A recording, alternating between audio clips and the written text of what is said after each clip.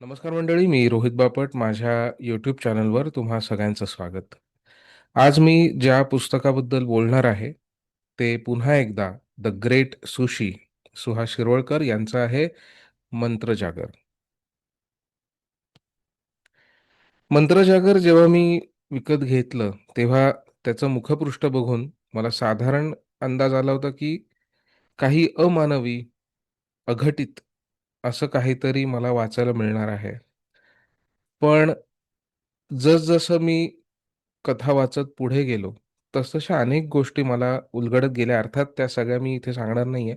कारण माझी इच्छा अशी आहे, की तुम्ही स्वतः हे पुस्तक वाचा आणि मग तुमचं मत मला कळवा.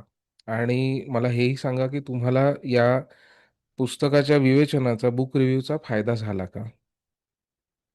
सगळ्यात पहिली गोष्ट ज्याला आपण स्ट्रायकिंग म्हणतो, ती म्हणजे या पुस्तकाची, या कादंबरीची, या कथेची प्रस्तावना. मी पुस्तक वाचताना पहिल्या अक्षरापासून शेवटच्या अक्षरापर्यंत वाचतो. त्यामुळे प्रस्तावना सुद्धा वाचतो. प्रस्तावना जेव्हा तुम्ही वाचाल, तेव्हा तुम्हाला सुहास शिरवळकरांच्या विचारसरणीचे काही पैलू दिसतील. त्यांच्या थेट अशा वागण्या बोलण्याचे काही कंगोरे दिसतील. त्याचबरोबर तथाकथित साहित्यिक ज्यांना आपण म्हणतो, तथाकथितच म्हणलं पाहिजे.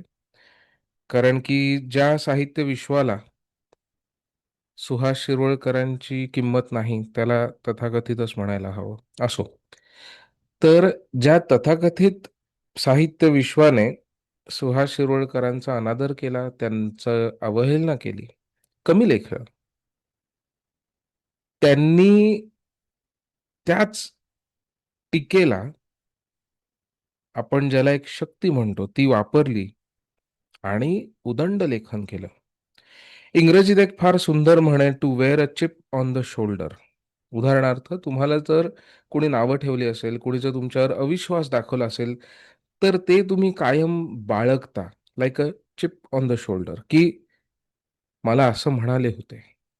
तुमच्यासाठी ते एक प्रकारचं शक्ती केंद्र बनतं. एक प्रकारचं मोटिव्हेशन बनतं, की नाही, मी लोकांना खोटं सिद्ध करून दाखवेन. त्याची कुठेतरी झलक तुम्हाला प्रसारित मिळते. प्रस्तावनेचा आणि मंत्रजागरचा खूपसा संबंध नाही, पण एकदा तुम्ही प्रस्तावना वाचणं गरजेचं आहे असं मला खूप वाटतं. तर तुम्हाला सुशींच्या अंतरंगात त्यांच्या विचारसरणीमध्ये डोकवण्याचा एक चान्स मिळेल, एक संधी तुम्हाला मिळेल. आता बोलूयात मंत्रजागरबद्दल. मंत्रजागर बद्दल वाचत असताना मला सतत, सतत म्हणजे सतत ज्या एका कथेची आठवण होत राहिली, कायम, ती आहे नारायण धारप यांची चंद्राची सावली. त्याही कादंबरीचं मी विवेचन, बुक रिव्ह्यू केलेलं आहे. त्याची लिंक मी आयदर इथे वरती देईन किंवा कुठेतरी देईन खाली डिस्क्रिप्शनमध्ये. अर्थात दोघांचे अ, विषयांचा परीघ जो आहे, तो जरी काही प्रमाणात मिळता-जुळता वाटला, तरी कथेची मांडणी, कथेची पात्ररचना, घटनांचा क्रम, कथेचा जो आपण ज्याला सत्य म्हणतो, आम्ही त्याला कथेचं सत्य म्हणतो, जिस्ट, ते पूर्णतः वेगळं आहे.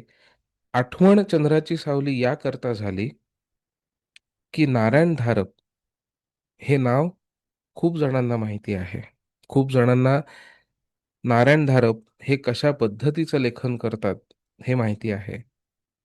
तसंच सुहास शिरवळकरांनी सुद्धा लेखन केलेलं आहे, हे सांगण्यासाठी म्हणून सुद्धा हा व्हिडिओ मी बनवतोय. नाहीतर एक पोस्ट करून सांगणं सोपं आहे. पण माझी इच्छा आहे, की वेगवेगळ्या पद्धतीच्या लेखकांचं सुद्धा तुम्ही वाचलं पाहिजे. आणि सुशीलसारखा जर सिद्धहस्त लेखक असेल, तर तुम्ही वाचलंच पाहिजे.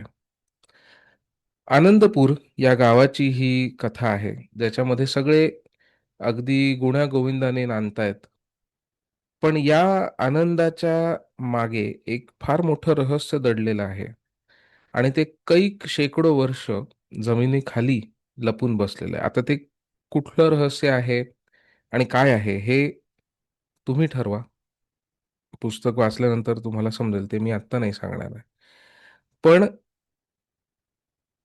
काही घटना अशा घडतात, काही व्यक्ती, केन आणि अ, सोफिया या आनंदपूरमध्ये येतात आणि या आनंदपूरमध्ये काही विचित्र घटना घडू लागतात.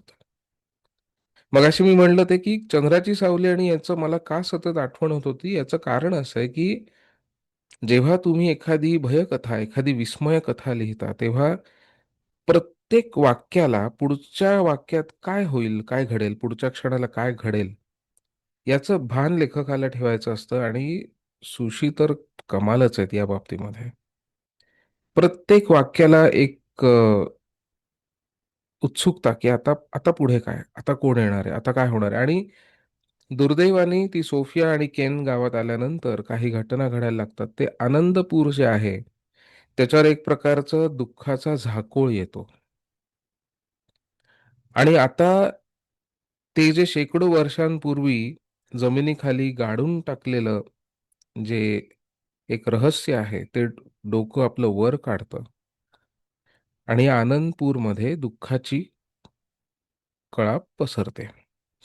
इथपर्यंत तर सगळं झालं. आता कथेची गंमत बघा, सुशीलच्या लेखणीची गंमत बघा. इथपर्यंत झालं, घडलं सगळं हे एवढी सुद्धा कथा होऊ शकते, नाही असं नाही. पण त्याच्यामध्ये जोपर्यंत ट्विस्ट येणार नाही, त्यात जोपर्यंत एक अ, चकित करणारी घटना घडणार नाही आणि एखादा हिरो येणार नाही, तोपर्यंत सुशीलची कथा अपूर्णच राहील माझ्या मते. या कथेत 2-3 हिरो आहेत, नाही असं नाही. फादर वॉर्नर आहेत, फादर स्टीव्हन्स आहेत आणि कैवल्य आहे. आता या नावांवरनं तुम्हाला थोडाफार अंदाज येईल, की फादर वॉर्नर, फादर स्टीव्हन्स आणि नंतर कैवल्य. अंधार जो आहे तो फक्त प्रकाशालाच घाबरतो. त्यामुळे आपण अंधाराला घाबरायचं नसतं, तर त्याला प्रकाश दाखवायचा असतो. ज्याच्यात जेवढं सत्व आहे, त्याच्यात तेवढा प्रकाश आहे. एका अर्थी बघायला गेलं तर मंत्रजागर हे आध्यात्मिक पातळीवरती भाष्य करणारं सुद्धा म्हणता येईल. याचं कारण असं, की आपण खूपदा म्हणतो, की बाहेरच्या शक्तींचा आपल्यावरती परिणाम असतो, दुष्ट शक्तींचा आपल्यावर परिणाम असतो. नो डाउट असतो. माझा विश्वास आहे याच्यावर.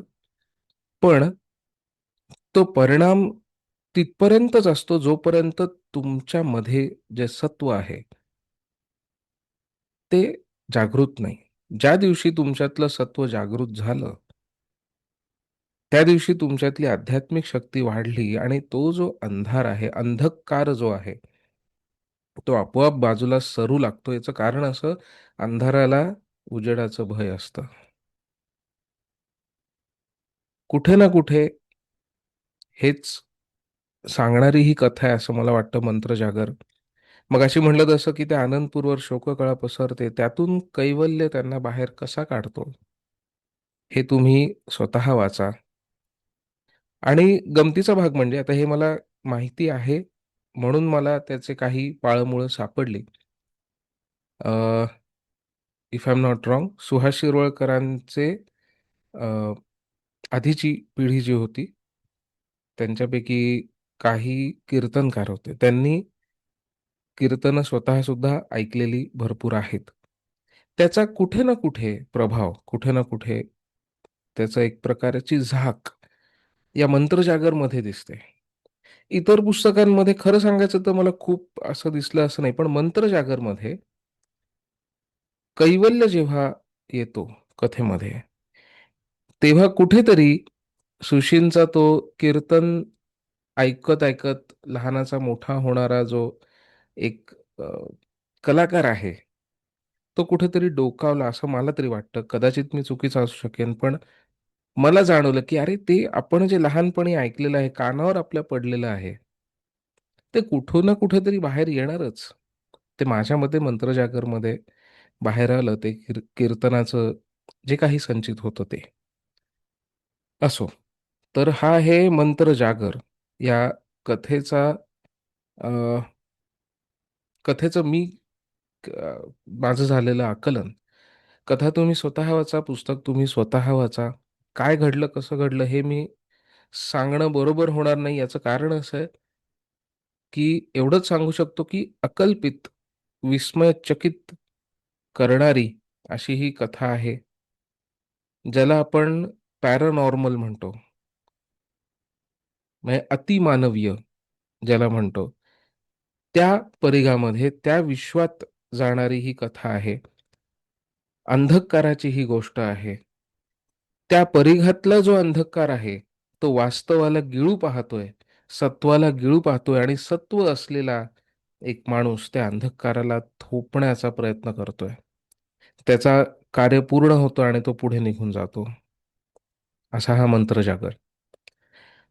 तुम्ही हे मंत्रजागर पुस्तक नक्की वाचा आणि तुम्हाला काय वाटलं हे मला नक्की कळवा. तुम्ही जर आधीच वाचलं असेल, तर हे विवेचन तुम्हाला कसं वाटलं तेही मला नक्की कळवा.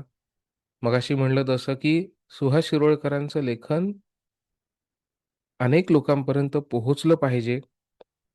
अर्थातच त्यांचे खूप चाहते आहेत. त्यामुळे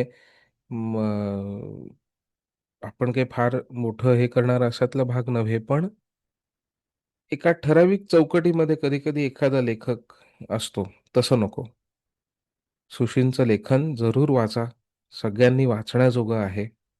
आणि तुम्ही जर आत्तापर्यंत वाचलं नसेल, तर तुम्हाला निश्चित जाणीव होईल मंत्रजागर वाचल्यानंतर, की हा लेखक आम्हाला आधी का सापडला नाही.